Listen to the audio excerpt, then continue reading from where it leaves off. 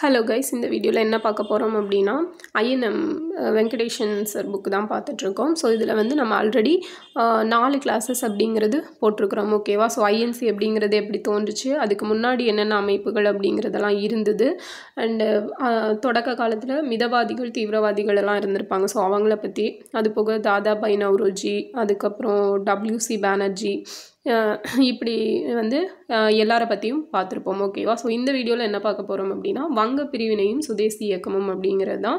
So இதை பற்றி லாலா லஜ்பதி ராய் என்ன சொல்லியிருக்காரு அப்படின்னு பார்த்தோன்னா, சுதேசி இயக்கம் நம்முடைய சுயமரியாதை, தற்சார்புடைமை, சுய உதவி ஆகியவற்றை உயர்த்தி நமது வளங்களையும் திறமைகளையும் இன நிற ஜாதி வேறுபாடின்றி பயன்படுத்தி கொள்ள கற்பிக்கின்றது அப்படின்னு சொல்லி சுதேசி இயக்கத்தை பற்றி லாலா லஜ்பதி ராய் சொல்லியிருக்காரு. ஸோ வங்க பிரிவினை அப்படின்னு பார்த்தோன்னா, ஸ்டார்டிங்கில் வங்காளம் அப்படிங்கிறது வங்காளம், ஒரிசா, பீகார், சோட்டா நாக்பூர், ஸோ இந்த பகுதிகளெல்லாம் சேர்த்து தான் வங்காள ராஜதானி அப்படின்னு இருந்துச்சு. ஸோ ஸ்டார்டிங்கில் நம்ம இப்படி மெட்ராஸ் ராஜதானி அப்படிங்கிறது ஆந்திராவோட சில பகுதிகள், கர்நாடகாவோட சில பகுதிகள், கேரளா, ஸோ தமிழ்நாடு இல்லையா? ஸோ இந்த பகுதிகளெல்லாம் சேர்த்தது வந்து சென்னை ராஜதானி அப்படின்னு இருந்திருக்கும். அந்த மாதிரி தான் இது வந்து வங்காள ராஜதானி அப்படின்னு சொல்லி அமைஞ்சிருந்துச்சு. ஸோ ஸ்டார்டிங்லேருந்தே ரொம்ப பெரிய பரப்பளவில் இருந்தனால 1860s, ஓகேவா, 1860 காலகட்டங்களில் இருந்தே இதை வந்து பிரிக்கணும் அப்படிங்கிற ஒரு கருத்து அப்படிங்கிறது நிலவிட்டு இருந்துச்சு. ஓகேவா? ஸோ அதோட ஒரு இதாக தான் என்ன பண்ணியிருப்பாங்க அப்படின்னா, பட் எந்த ஒரு முடிவும் இருந்திருக்காது. ஸோ இந்த டைமில் தான் கர்சன் பிரபு வந்து 1899 ஜான்வரி 6 வந்து பதவி ஏற்றுக்கிறாரு. என்னவா அப்படின்னா வைஸ்ராயா பதவி ஏற்றுக்கிறாரு. ஸோ அவர் வந்ததுலேருந்தே எதில் தான் முக்கியமாக மும்முரமாக இருந்தார் அப்படின்னா வங்காளத்தை 2ஆக பிரிக்கணும் அப்படிங்கிறதுல தான். ஸோ ஒரு மிகப்பெரிய ஆலோசனைக்கு அப்புறமா வங்க பிரிவினை திட்டம் அப்படிங்கிறத 1905 ஜூலை 19 வந்து அவங்க ரிலீஸ் பண்ணுறாங்க. அண்ட் அதன்படி வங்காளம் அப்படிங்கிறது அஃபீஷியலாக 1905 அக்டோபர் 16 வந்து பிரிக்கப்படுது. ஓகேவா? ஸோ இதுக்கான ரீசன் என்ன சொல்கிறாங்க அப்படின்னா, நிர்வாக காரணங்களுக்காக தான் பிரித்தோம். ஸோ அது வந்து அவ்வளோ பெருசாக இருந்துச்சு அப்படிங்கிறது. அண்ட் எப்போவுமே அட்மினிஸ்ட்ரேஷனுக்காக தான். இப்போ இந்தியா அப்படிங்கிறது எதுக்காக 28 மாநிலம் 8 யூனியன் பிரதேசங்களாக பிரிச்சிருக்காங்க அப்படின்னா, எல்லாத்தையும் மொத்தமாக சேர்த்து ஒரே ஆளால் ஆட்சி பண்ண முடியாது இல்லையா? சென்ட்ரல் கவர்மெண்ட் வந்து ஒவ்வொரு இடத்துலையும் ஸோ யார் யார் இருக்காங்க, அவங்களுக்கு வந்து என்னெல்லாம் பண்ணணும் அப்படிங்கிறத பார்த்து செய்ய முடியாது. அப்போ நிறைய குறைகள் அப்படிங்கிறது இருக்கும். ஸோ அதெல்லாம் நிவர்த்தி பண்ணணும். கொண்டு வர திட்டங்கள் எல்லாம் எல்லா மக்களையும் சென்றடையணும். ஸோ பாவர்ட்டி லைனுக்கு கீழே இருக்கிற மக்கள் கூட பயனடையணும் அப்படிங்கிற நோக்கத்தில் தான் இந்த ஸ்டேட்டு, யூனியன் டெரிட்டரிஸ் எல்லாம் ஸ்ப்ளிட் பண்ணுறாங்க. அப்போ அவங்களுக்கு வந்து நிர்வாகம் அப்படிங்கிறது பண்ணுறதுக்கு ஈஸியாக இருக்கும். அண்ட் ஸ்டேட்லேயுமே டிஸ்ட்ரிக்டாக ஏன் பிரிக்கிறாங்க, அதுக்காக தான். ஓகேவா?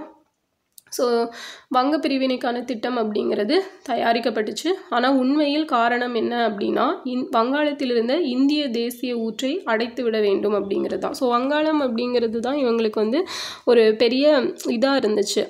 ஒரு பேட்ரியாட்டிசம் அப்படிங்கிறது அங்கே அதிகமாக காணப்பட்டுச்சு. ஸோ பிரிட்டிஷருக்கு எதிரான மனப்பான்மை இருந்தது. ஸோ இதெல்லாம் மாற்றணும் அப்படிங்கிறதுக்காக தான் அவங்க பிரிக்கணும் அப்படிங்கிற ஐடியாவை கொண்டு வந்தாங்க. அண்ட் வங்காள இந்து முஸ்லீம்களிடையே பிளவை ஏற்படுத்திட்டாங்க அப்படின்னா இது வந்து ஈஸியாக நம்மளுக்கு போயிடும். ஓகேவா? எப்போவுமே ஒரு டிவைட் பண்ணிட்டோம் அப்படின்னா அவங்களோட வேலை வந்து ஈஸியாயிரும். ஓகேவா? ஓகே, அதுதான் வந்து அரசியல் சூழ்ச்சி அப்படிங்கிறது. அண்டு தனது பிரிவினை திட்டத்துக்கு ஆதரவு திரட்டும் பொருட்டு கர்சன் பிரபு கிழக்கு வங்காளத்துக்கு சுற்றுப்பயணம் மேற்கொள்கிறார். எப்போ 1904. அங்கே என்ன சொல்கிறாரு அப்படின்னா, முஸ்லீம்களுக்கு நான் நிறைய சலுகைகளை வழங்குவேன். ஸோ நீங்கள் பிரிக்கப்படாத வங்காள பகுதியில் இருந்தப்போ என்னெல்லாம் நன்மைகளை அனுபவிச்சிங்களோ அதை விட அதிகமாக இப்போ வங்காளத்தை பிரித்தோம் அப்படின்னா முஸ்லீமுக்கு தனிப்பகுதி கொடுப்போம். ஸோ நீங்கள் வந்து அங்கே இன்னும் அதிகமான உரிமைகளை வந்து கொண்டாடலாம் அப்படின்னு சொல்லி சில சலுகைகள் எல்லாம் கொடுக்குறாரு. ஸோ அதோட விளைவாக தான் அசாம் கிழக்கு வங்க மாநிலத்தில் முஸ்லீம்கள் பெரும்பான்மையினர் இருப்பீங்க அப்படின்னும், தலைநகரான டாக்கா முஸ்லீம்களோட கட்டுப்பாட்டின் கீழ் இருக்கும் அப்படின்னும் சொல்கிறாங்க. தனி மாநிலத்தில் முஸ்லீம்கள் வந்து தங்களோட சமயம், பண்பாடு இதெல்லாம் சிதறாமல் நல்லபடியாக பாதுகாத்துக்கலாம். இந்த மாதிரியான விஷயங்களெல்லாம் சொல்லப்படுது.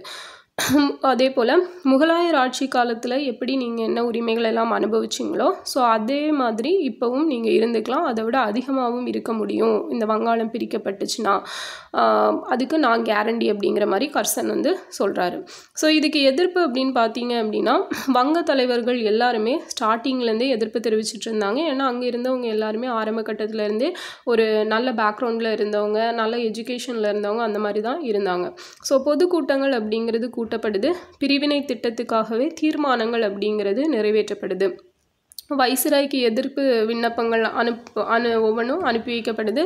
அண்ட் பிரிவினைக்கு எதிராக 60,000 பேர் ஒன்று கூடி அந்த மனு அப்படிங்கிறது சைன் பண்ணி அனுப்புகிறாங்க. ஓகேவா? ஸோ வங்க பிரிவினையே பத்திரிகைகளும் கண்டிக்குது. பட்டு இதனால் எந்த ஒரு பயனும் ஏற்படலை. ஓகேவா? வங்க பிரிவினை முடிவு எடுக்கப்பட்டு அக்டோபர் 16 அது பிரிக்கப்படுது. ஸோ இந்திய தேசியத்தின் தோற்றுவாயாக இருந்ததற்காக தண்டிக்கப்பட்டது. அண்ட் பிரிட்டிஷாரின் பிரித்தாளும் கொள்கை, ஸோ டிவைட் அட் எம்பரா அப்படின்னு சொல்லுவாங்க. அதுக்கு அந்த வங்க பிரிவினை தான் முதல் தர உதாரணம் அப்படின்னு சொல்லப்படுது. அந்த பிரித்தாளும் சூழ்ச்சி அப்படிங்கிறது இதுலேருந்து தெரியுது. அண்ட் சுதேசி இயக்கம், ஸோ வங்காளம் பிரிக்கப்பட்ட நாள் 1905 அக்டோபர் 16. ஸோ அதை வந்து தேசிய துக்க தினமாக வங்காளம் முழுவதும் கொண்டாடுறாங்க. அண்ட் மக்கள் வந்து உண்ணாவிரதம் இருக்கிறாங்க, ஹர்த்தாலெல்லாம் அனுசரிக்கிறாங்க. அதுக்கப்புறம் அன்னைக்கு பாடணும் அப்படிங்கிறதுக்காகவே ரவீந்திரநாத் தாகூர் சில பாடல்களை எல்லாம் பாடினார். ஊர்வலமாக போனவங்களும் பங்கிம் சந்திர சட்டர்ஜி இருக்கார் இல்லையா, ஸோ அவரோட வந்தே மாதரம் பாடல். ஸோ வந்தே மாதரம் பாடல் எந்த நூல்லேருந்து எடுக்கப்பட்டுச்சு அப்படிங்கிறத கமெண்டில் சொல்லுங்கள். ஸோ அந்த பாடலையும் பாடிட்டு போகிறாங்க. இப்போ ஆண்கள் பெண்கள் எல்லாரும் ரக்ஷபந்தன் கட்டி கொண்டாங்க. ஸோ இதுதான் வந்து இன்றைக்கி ரக்ஷபந்தன் அப்படின்னு செலிப்ரேட் பண்ணுறது. இது வங்க பிரிவினை தினத்தில் ரவீந்திரநாத் தாகூர் அவர்களால் தொடங்கி வைக்கப்பட்டது தான் ரக்ஷபந்தன். ஓகேவா? ஸோ என்னென்னா வங்க பிரிவினைக்கு எதிராக எல்லாருமே வந்து சகோதர சகோதரிகள் அப்படிங்கிற ஒரு ஒற்றுமை உணர்வை காட்டுறதுக்காக தான் இந்த ரக்ஷபந்தனை தொடங்கி வைப்பார். அண்ட் ஆனந்த போகன் போஸ் இருக்கார் இல்லையா, அவர் வங்காளிகளோட ஒற்றுமையின் அடையாளமாக இணைப்பு மண்டபத்தில் அடிக்கல் அப்படிங்கிறது நாட்டுறாரு. ஸோ எல்லாருமே ஒற்றுமையாக இருக்கணும் அப்படிங்கிறத தான் விரும்பினாங்க. அது மட்டும் இல்லாமல் நேரடி நடவடிக்கைகளில் இறங்கணும் அப்படின்னு முடிவு பண்ணி தான் சுதேசி இயக்கம் அப்படிங்கிற ஒன்றா 1905 ஆரம்பிக்கிறாங்க. ஓகேவா? ஆகஸ்ட் மாதத்தில். ஸோ இந்திய பொருட்களை தான் பயன்படுத்தணும், நம்ம வந்து தற்சார்புடைமையை பெருசாக பண்ணணும், சுய உதவி, இந்த மாதிரி விஷயங்கள், செல்ஃப் ரிலையன்ஸ் அப்படிங்கிறது தான் இந்த சுதேசி இயக்கத்தோட முக்கிய நோக்கமாக இருக்கணும் அப்படிங்கிற மாதிரியான விஷயங்கள் எல்லாம் அவங்க முடிவெடுக்கிறாங்க. ஸோ ஒரு அரசியல், பொருளாதார, ஆன்மீக ஆயுதமாக இந்த சுதேசி அப்படிங்கிறத பயன்படுத்தினாங்க. ஓகேவா? ஸோ அது மட்டும் இல்லாமல் பொதுக்கூட்டங்கள்ல எல்லாம் சுதேசிய பொருளையே உபயோகிக்கணும். விதேசி பொருள் அப்படின்னா பிரிட்டிஷ்காரங்க வந்து அவங்க உபயோகித்து அவங்க பொருட்களை இங்கே விற்கிறாங்க இல்லையா, ஸோ அதெல்லாம் புறக்கணிக்கணும் அப்படின்னும் உறுதிமொழி எடுத்துக்கொள்ளப்படுது. அண்ட் சுதேசி சமாஜ் அப்படிங்கிற அமைப்புகள் வந்து ஏற்படுத்தப்படுது. ஓகேவா? இந்த சுதேசி இயக்கத்தை கண்காணிக்கிறதுக்காக.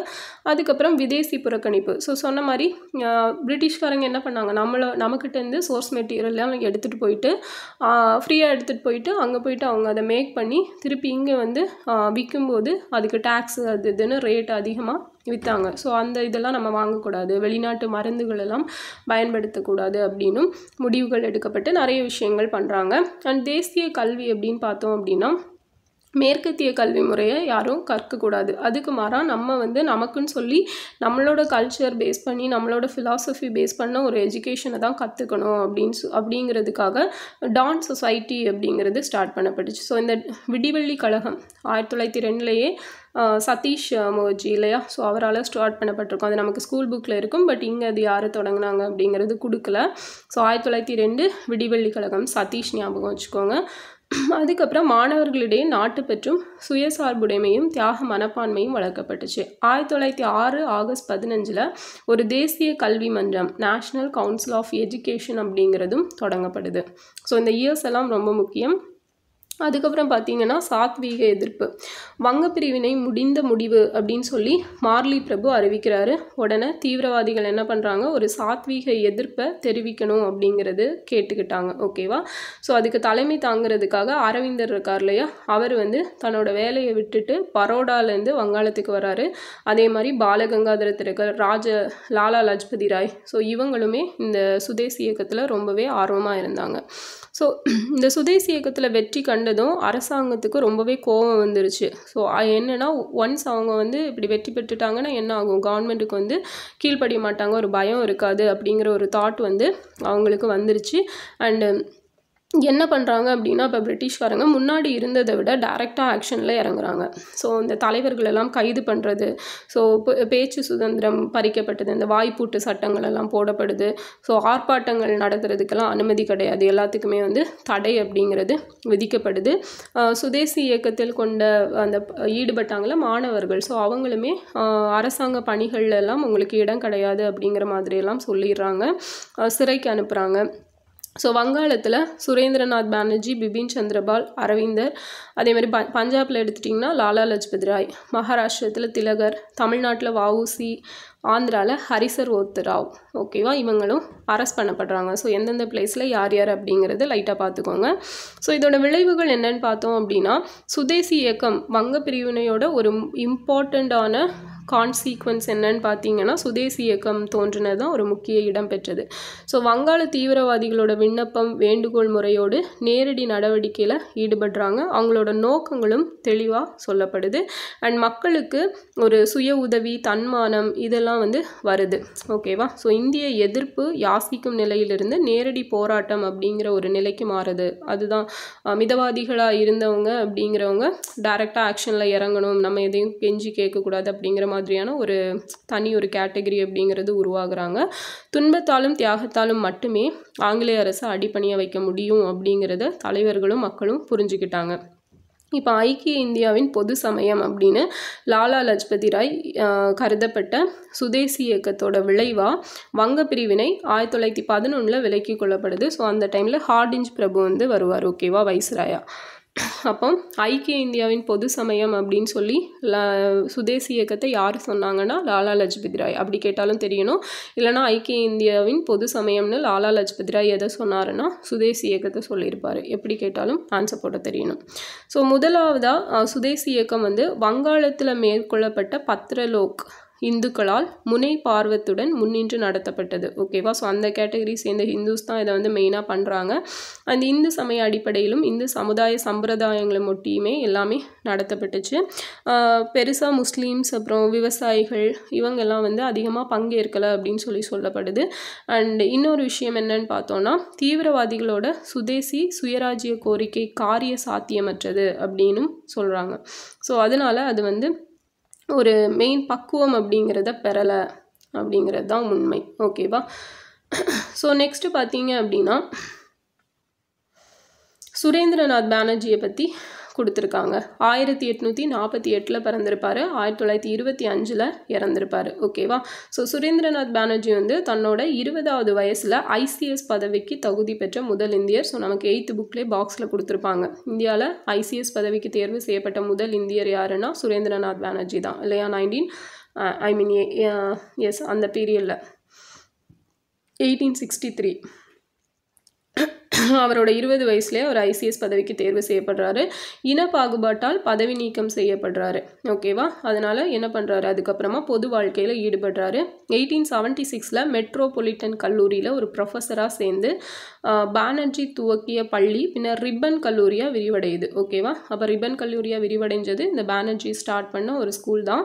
இவர் வந்து பெங்காலி அப்படிங்கிற பத்திரிகையோட பதிப்பாசிரியராக பணியாற்றி மக்களிடையே அரசியல் விழிப்புணர்வை ஏற்படுத்தியிருப்பார். ஸோ பெங்காலி அப்படிங்கிறது இவர் வந்து சுரேந்திரநாத் பானர்ஜிட்ட பின்னாடி தான் வந்திருக்கும். பட் ஃபஸ்ட்டு வந்து இந்த பெங்காலி அப்படிங்கிற பத்திரிகையை யார் தொடங்குவாங்க அப்படின்னு பார்த்தீங்கன்னா, ஸோ 1862 கிரீஷ் சந்திர கோஷ் அப்படிங்கிறவர் வந்து ஸ்டார்ட் பண்ணுவார், ஓகேவா. யார், கிரீஷ் சந்திர கோஷ் 1862. ஸோ இது வந்து ஒரு அதுக்கப்புறமா ஒரு 1879 இந்த பீரியடில் தான் இவர் வந்து ப்ரொஃபஸராலாம் இருக்கார் இல்லையா. ஸோ இந்த பீரியடில் தான் சுரேந்திரநாத் பானர்ஜி வந்து வாங்குறாரு இந்த பெங்காலி பத்திரிகை. இவர் வாங்கி அதை வந்து பண்ணுவார், ஓகேவா. அதே போல் இவர் ஆனந்த மோகனுடன் சேர்ந்து இந்திய அசோசியேஷன் அப்படிங்கிற அமைப்பையும் தொடங்கினார். யாரோட யாரோட சேர்ந்து? ஆனந்த மோகன் கூட சேர்ந்து. ஸோ சுரேந்திரநாத் வங்காள சட்டமன்றத்துக்கு 4 முறை தேர்ந்தெடுக்கப்பட்டிருக்காரு. எப்போல்லாம் அப்படின்னா 1894, 96, 98, 1900. ஸோ 2 வருஷம் கேப்பில் வந்து 4 தடவை செலக்ட் ஆகிருப்பார். அதே போல் 2 முறை காங்கிரஸ் தலைவராக இருந்திருப்பார் சுரேந்திரநாத் பானர்ஜி. 1895, 1902. ஓகேவா, ஞாபகம் வச்சுக்கோங்க. 1895லையும் 1902லையும் ஐஎன்சியோட பிரசிடெண்ட்டாக இருந்தது யார் அப்படின்னா சுரேந்திரநாத் பானர்ஜி. அடுத்தது இவர் வந்து இந்த வங்க பிரிவினை அப்படிங்கிறது இவரோட லைஃப்பில் ஒரு பெரிய பாதிப்பை ஏற்படுத்துது. அதனால் அதை எதிர்த்து வங்காளி பத்திரிக்கையில் கடுமையாக இவர் அந்த பெங்காலி பத்திரிக்கை இருக்குல்ல அதில் எழுதுகிறாரு. ஸோ சுதேசி இயக்கத்துலேயும் ஆர்வமாக பங்கெடுத்துக்கிறாரு. ஆனந்த மோகன், போஸ் இவங்க கூடலாம் சேர்ந்து 2 பிரம்மாண்ட பொதுக்கூட்டங்களும் நடத்தி அதில் உரையாற்றியிருப்பார். இந்த சூரத் காங்கிரஸ் கூட்டம் 1907 நடந்திருக்கும்ல, நம்ம இங்கேருந்து பாரதியார் அதுக்கப்புறம் விஓசி எல்லாம் போய் வந்து கலந்துருப்பாங்க. ஸோ அது வந்து அரவிந்தர் தான் வந்து நீங்கள் தமிழ்நாட்டிலேருந்து எல்லாரையும் கூட்டிகிட்டு வாங்க அப்படிங்கிற மாதிரியெல்லாம் சொல்லியிருப்பார். ஸோ அவங்க வந்து கூட்டிகிட்டு போயிருப்பாங்க. அண்ட் அங்கே வந்து திலகரை வந்து பாதுகாக்கிறதுக்காக அவர் அடிக்கக்கூடாது, அவர் மேலே எந்த அடியும் விழக்கூடாதுன்னு சொல்லி எல்லாரும் சுற்றி நின்று பாதுகாத்திருப்பாங்க. ஸோ அதை வந்து பாரதியார் தன்னோட நூலில் வந்து ரொம்பவே பெருமையாக எழுதியிருப்பார். அண்டு வீசப்பட்ட செருப்பு, அந்த மோதலில் வீசப்பட்ட செருப்பு மேடையில் ஃபெரோஷா மேத்தாவுடன் வீட்டிருந்த சுரேந்திரநாத் பானர்ஜியின் மீதும் விழுந்தது. சென்னையில் அன்னிபெசன்ட் அம்மையார் கைது செய்யப்பட்டாங்க. எப்போ? 1917. ஸோ சுரேந்திரர் சுயாட்சி இயக்கத்தில் சேர்றாரு. ஓகேவா. 1919-20 காங்கிரஸ் நடத்திய ஒத்துழையாமை இயக்கத்தை எதிர்த்து இவரும் சத்திரபால், டெஜ் பகதூர் சாப்ரு, அதுக்கப்புறம் சங்கரன் நாயர், ஜின்னா இவங்களோட சேர்ந்து காங்கிரஸை விட்டு வெளியேறிட்டு இந்தியன் லிபரல் ஃபெடரேஷன் அப்படிங்கிற ஒரு அமைப்பை துவக்கினார். ஓகேவா. இந்தியன் லிபரல் ஃபெடரேஷன் ILF அப்படிங்கிற ஒரு அமைப்பை தொடங்கினது யாருன்னா சத்திரபால், டெஜ் பகதூர் சாப்ரு, சங்கரன் நாயர், ஜின்னா அவங்க கூட சேர்ந்து சுரேந்திரநாத் பானர்ஜி தொடங்குறாரு. அதுக்கப்புறம் பார்த்தீங்கன்னா இந்த சுரேந்திரநாத் பானர்ஜி, கோகலே, மாளவியா இவங்க வந்து காங்கிரஸ் மிதவாதிகளாக இருந்திருப்பாங்க. அண்ட் இத்தாலிய விடுதலை போராட்ட வீரர் அந்த மாஜினியோட லைஃபு, அவங்களோட கோட்ஸ் இதிலெல்லாம் கவரப்பட்ட இவங்க வந்து வங்காள அமைதியின்மையின் தந்தை அப்படின்னு சொல்லி அழைக்கப்படுறார். ஓகேவா. ஃபாதர் ஆஃப் அன்ரெஸ்ட் இன் பெங்கால் அப்படின்னு சொல்லி அழைக்கப்பட்டார். ஓகே. ஸோ இந்திய அமைதியின்மையின் தந்தை யார் அப்படிங்கிறத கமெண்டில் சொல்லுங்கள். ஃபாதர் ஆஃப் அன்ரெஸ்ட் இன் பெங்கால்னா இவர் சுரேந்திரநாத் பானர்ஜி. அடுத்தது சுரேந்திரர் வந்து ஒரு தேசிய வரலாற்று விவேகி. இவர் வந்து தேசிய உணர்ச்சியோட வெளிப்பாடு தான் தேசிய இயக்கம் அப்படின்னு சொல்லியிருப்பார். நவ்ரோஜி, திலகர் இவங்கள மாதிரியே இந்தியர்களோட ஒற்றுமையும் இந்திய தேசியத்தோட இதயம் அப்படின்னு சொன்னது இவர் தான். அண்ட் சுரேந்திரநாத் பத்திரிகையை பிரச்சார கருவியாக பயன்படுத்தியிருப்பார். அதான் அந்த பெங்காலி பத்திரிகையில் நிறைய விஷயங்களை எழுதியிருப்பார். ஸோ பொருளாதார சுதந்திரம் தான் ரொம்ப ரொம்ப இம்பார்ட்டன்ட் அப்படிங்கிறதையும் இவர் அடிக்கோடிட்டு காட்டியிருப்பார். ஸோ சுரேந்திரநாத்தை பொறுத்த வரைக்கும் பத்திரிகை ஆசிரியராகட்டும், நீதிமன்ற குற்றத்துக்காக இந்தியாவில் முதல் முறையாக சிறை சென்றது யார் அப்படின்னா இந்த சுரேந்திரநாத் பானர்ஜி தான். இது ரொம்ப ரொம்ப இம்பார்ட்டன்ட். அண்ட் இவருக்கு திலகரோட சில கருத்து வேறுபாடுகள் அப்படிங்கிறது வரும். ஸோ 1897 அம்ரோட்டி காங்கிரஸ் கூட்டத்தில் திலகரை நினைவு கூர்ந்து அவர் பெற்ற தண்டனைக்காக நாடே கண்ணீர் வடித்தது அப்படின்னு கூறிய போது அவையோர் அனைவரும் எழுந்து நின்று கரவொலி எழுப்பியிருப்பாங்க. ஓகேவா. என்னதான் அவர் கூட ஒரு கருத்து வேறுபாடு வந்திருந்தாலும் ஸோ அவரை பற்றியும் பேசியிருப்பார். அதுக்கப்புறம் சுரேந்திரநாத் பானர்ஜி வந்து ஒரு சிறந்த பேச்சாளர். அப்புறம் வந்து சட்டமன்ற பேச்சுகள், அதே மாதிரி இவரோட அரசாங்க கொள்கைகள் இது எல்லாமே ஒரு பொது நீதி, நிர்வாக சீர்கேடு இது எல்லாத்தையும் எல்லாருக்கும் வெளிப்படுத்தியிருக்கும். ஓகேவா. கேட்டார் பிணிக்கும் தகைவாய் கேளாரும் வேட்பமொழிவதாம் சொல் அப்படிங்கிற ஒரு திருக்குறளுக்கு பெஸ்ட் எக்ஸாம்பிளாக இவர் தான் இருந்திருப்பார் அப்படின்னு சொல்லி இந்த புக்கோட ஆத்தர் இவரை பற்றி சொல்லியிருக்காரு. அடுத்தது பிபின் சந்திரபால். ஸோ இவ்வளோ நேரம் சுரேந்திரநாத் பானர்ஜியை பற்றி பார்த்தோம். ஸோ பிபின் சந்திரபால் அடுத்தது. ஸோ சுரேந்திரநாத் பானர்ஜி எழுதிய ஒரு புத்தகம் எ நேஷன் இன் த மேக்கிங். ஓகேவா. ஸோ என்னது? எ நேஷன் இன் த மேக்கிங் அப்படிங்கிறது இவர் எழுதிய புத்தகம். ஸோ இதை ஞாபகம் வச்சுக்கோங்க, கேட்பாங்க.